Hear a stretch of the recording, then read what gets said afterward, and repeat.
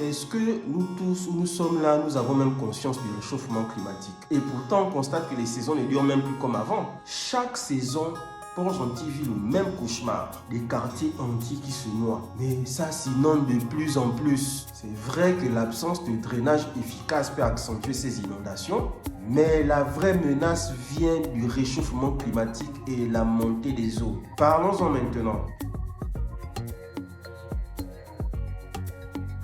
Les inondations ne sont plus seulement une conséquence des pluies dans notre ville. La montée des eaux liée au réchauffement climatique menace l'avenir de Port-Gentil. Est-ce que nous nous en rendons même compte? Les experts climatiques disent que dans environ 30, 40, voire 50 ans, la ville sera totalement inondée et va disparaître. Mais déjà, ces inondations anormales nous amènent beaucoup de problèmes, en tête desquels des maladies hydriques, comme certaines hépatites ou même la fièvre typhoïde, que les experts santé du Madoaka ont dit qu'on attrape ça seulement que quand on mange dehors. N'oublions pas les moustiques. Et qui dit moustique dit paludisme et plusieurs autres infections. Au-delà de ces problèmes de santé, mais ce sont aussi nos habitations qui sont fragilisées. Si on ne s'y prend pas vite, même certaines infrastructures risquent de subir les coups de ces inondations, comme les routes. Plus on continue d'ignorer ce problème, ça risque même de toucher l'économie, car on risque d'arriver à un point où on ne pourra plus évacuer les eaux de certains quartiers, causant ainsi des déménagements, voire des affaires qui vont s'arrêter parce que le quartier ne sera plus habitable. Donc nous devons retenir que Port-Gentil, avec ce problème de montée des eaux, avec ce problème de hausse du niveau de la mer, notre ville côtière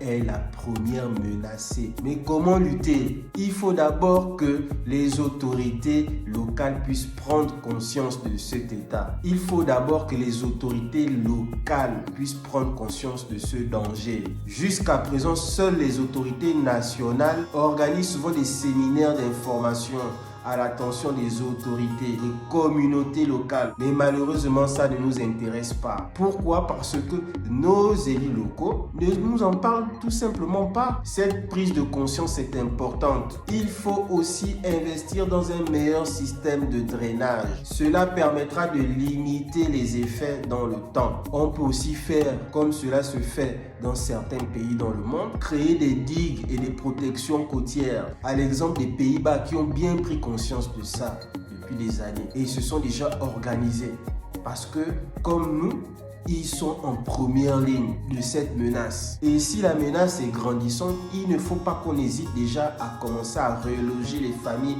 qui sont dans les zones à grand danger. Nos experts du gouvernement travaillent là-dessus depuis plus de 10 ans. Ils ont déjà mis en place certains plans de relogement. Ils connaissent les zones qui vont être impactées et celles qui ne vont pas être impactées. Mais surtout,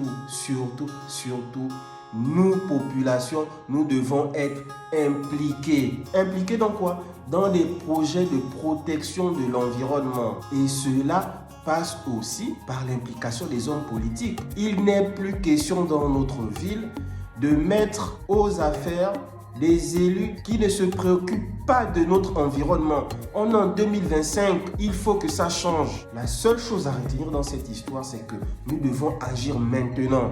Nous pouvons protéger notre ville. Nous pouvons redonner espoir aux habitants de cette ville. Mais cela passe par une implication totale de tout le monde et la mise en place de politiques réalistes. N'acceptons plus d'élire des personnes qui n'ont aucun projet de protection de l'environnement dans leur programme politique.